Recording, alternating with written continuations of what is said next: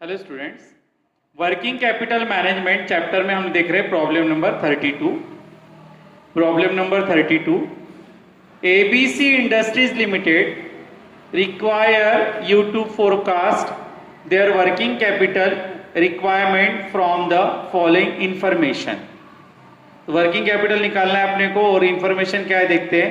Projected annual sales ₹65 lakhs, sales को underline करेंगे आप लोग और यहाँ रुपीस में दिया हुआ है। प्रीवियस प्रॉब्लम में सोल्ड यूनिट और सेलिंग प्राइस दिया हुआ था तो अपने को निकालना पड़ा था रुपीस में, तो यहाँ ऐसा कुछ करने की आवश्यकता नहीं है, डायरेक्ट रुपीस में अमाउंट दिया हुआ है sale. Percentage of net project on net profit होना है, वहां पर क्या होना, net profit on cost of sale. Cost of sale को अंडरलाइन करेंगे। यहां पर आप बोलेंगे सर कॉस्ट वर्ड भी आया और सेल वर्ड भी आया, नहीं, दोनों वर्ड नहीं है। जो हमने गुड्स बेचना है उसकी कॉस्ट यानी ऑन कॉस्ट ब्रैकेट में लिख लो, वहां पर कॉस्ट ऑफ सेल को अंडरलाइन करके लिखो ब्रैकेट में ऑन कॉस्ट। यहां पर अपने को सेल अवेलेबल है और प्रॉफिट का परसेंट किस पर दिया हुआ है, ऑन कॉस्ट। ब्रैकेट में लिख के रखो बेटा, उसके मायने होते कॉस्ट ऑफ सेल के मायने होते ऑन कॉस्ट 25%। उसके बाद average credits allowed to debtors, debtors को अंडरलाइन करो 10 वीक्स।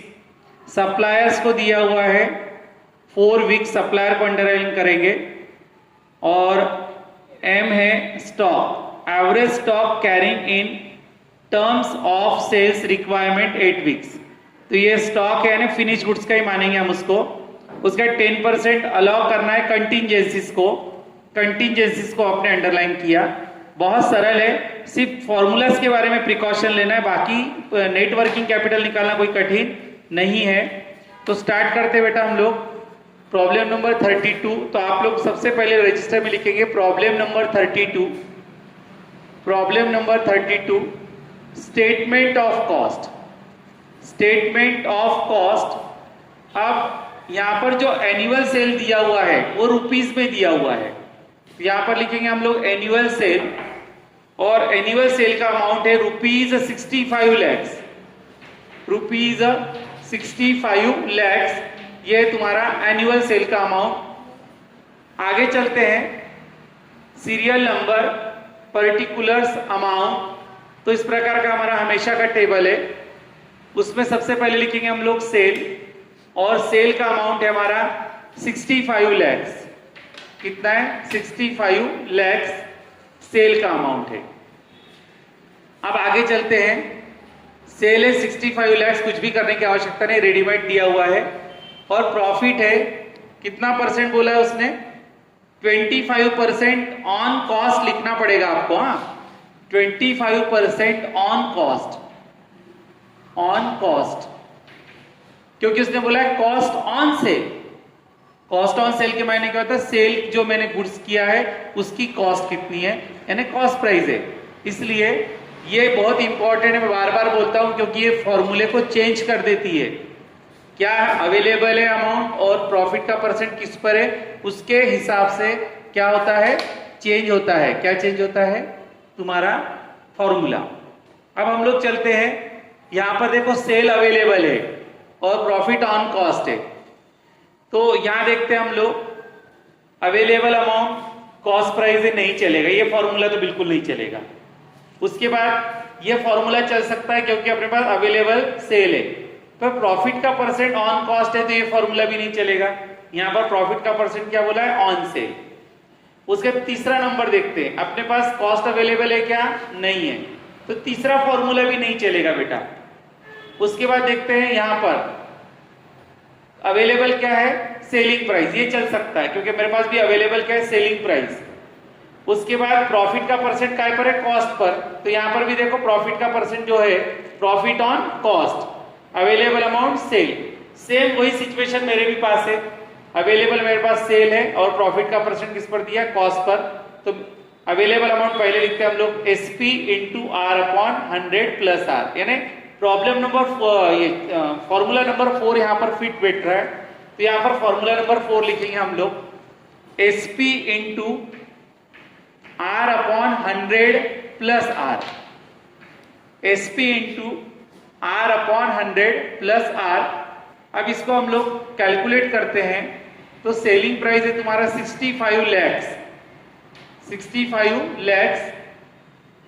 अब प्लस इंटू 25, R कितना दिया अपने को 25, तो 25 डिवाइडेड बाय 100 प्लस 25।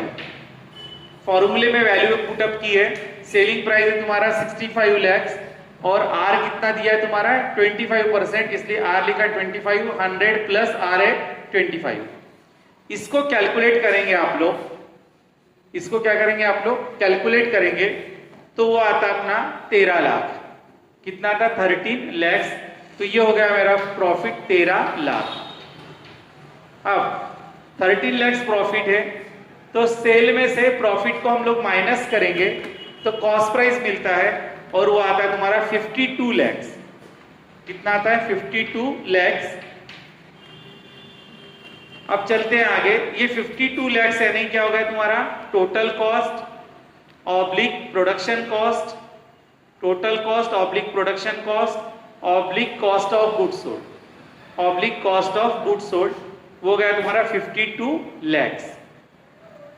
अब हमेशा की तरह चलते हैं सेकंड पार्ट की तरफ, statement of net working capital, statement of net working capital, serial number, particulars, amount. यहां पर हो जाएगा तुम्हारा number A current asset, number A current asset, उसमें लिखेंगे number 1 stock of finished goods, stock of finished goods दिया हुआ है अपने को, स्टॉक ऑफ फिनिश्ड गुड्स, तो फॉर्मूला है total cost into holding period, total cost into holding period divided by 52 weeks, divided by 52 weeks. Total cost कितनी है हमारी 52 lakhs, 52 lakhs into holding period, देखो प्रॉब्लम में दिया हुआ है 8 सप्ताह 8 वीक्स, आपको एम नंबर पे देखो 8 वीक्स दिया हुआ है, यहां करेंगे हम लोग 8 weeks divided by 52 weeks, 8 weeks divided by 52 weeks. इसको यदि आप कैलकुलेट करते हैं तो आता है 8 लाख। कितना आता है 8 लैक्स, ये हो गया तुम्हारा 8 लैक्स। उसके बाद अब क्या दिया हुआ है और प्रॉब्लम में करंट असेट में, तो आप लोग देख रहे हैं पहले से आय हो गया, जे हो गया और के बचा है। के में दिया हुआ है डेटर्स, बेटा क्या दिया हुआ है डेटर्स, तो नंबर 2 लिखेंगे हम लोग डेटर्स। डेटर्स का फॉर्मूला आपको पता है cost of goods sold, cost of goods sold into conversion period, into conversion period divided by 52 weeks, divided by 52 weeks.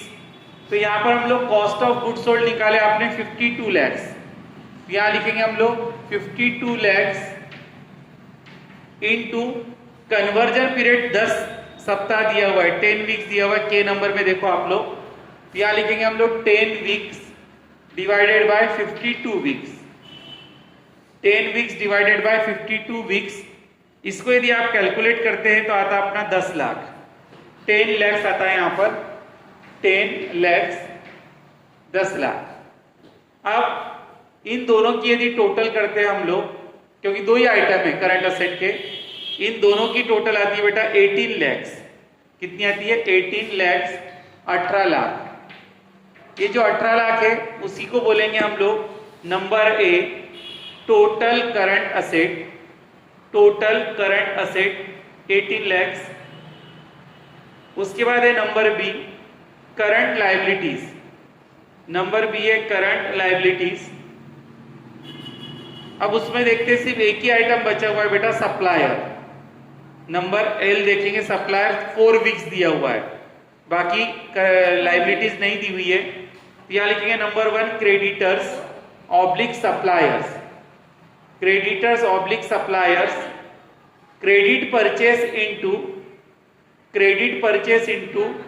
Payment period, credit purchase into payment period divided by 52 weeks, divided by 52 weeks. तो यहाँ पर हम लोग देख रहे हैं कि credit purchase यानी मटेरियल परचेस, वो अपने को अलग से कुछ दिया हुआ नहीं, इसलिए हम लोग इसको ही लेते हैं क्रेडिट परचेस में 52 lakhs को लेंगे।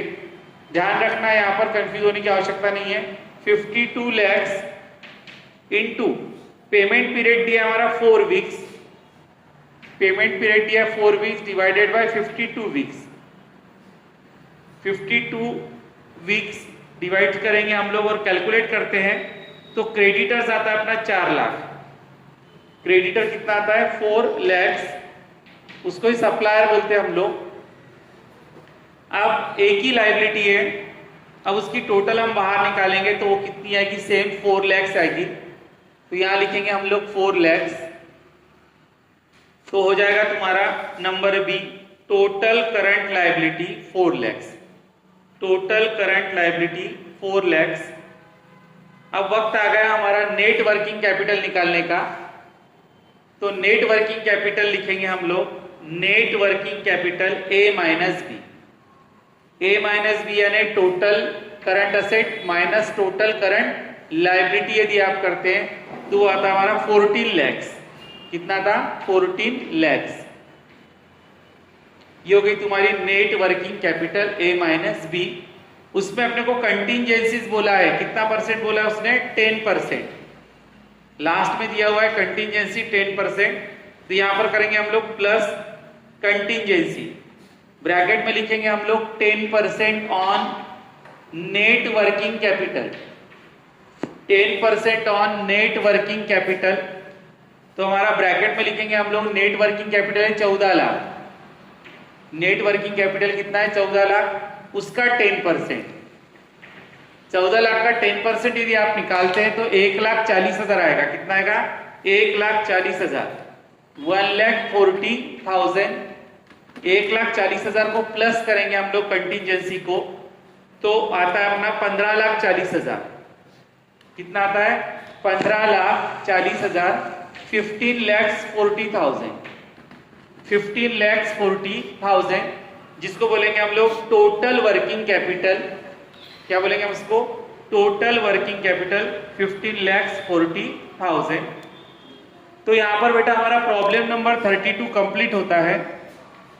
उसके बाद आप लोग प्रॉब्लम नंबर 33 यदि देखते हैं तो 32 की ही कॉपी है। वहां पर भी अपने को प्रॉफिट का परसेंट कितना है, कॉस्ट ऑफ सेल पर ही बोला है। उसमें मुझे कोई नयापन नहीं दिख रहा है कि जिसमें मैं आपको डिस्कस करके बताऊं। हाँ, करंट असेट में एक आइटम बढ़ गया है। आखिरी में देखो आप लोग कैश दिया हुआ है 25,000, तो करंट असेट में अपने को क्या करना पड़ेगा, stock of finish good, debtor और उसके बाद क्या लेना पड़ेगी, कैश। तो 3 करंट असेट मिल जाएगी आपको, बाकी कुछ भी नयापन उसमें नहीं है। इसलिए बेटा प्रॉब्लम नंबर 33 पर लिखो होमवर्क। क्या लिखेंगे, homework. Just like problem number 32, just like problem number 32 की ही तरह है वो। तो यहां पर मेरा प्रॉब्लम नंबर 33 तक कंप्लीट हो गया है। नेक्स्ट वीडियो में नेक्स्ट प्रॉब्लम के साथ फिर से हाजिर होंगे। Thank you.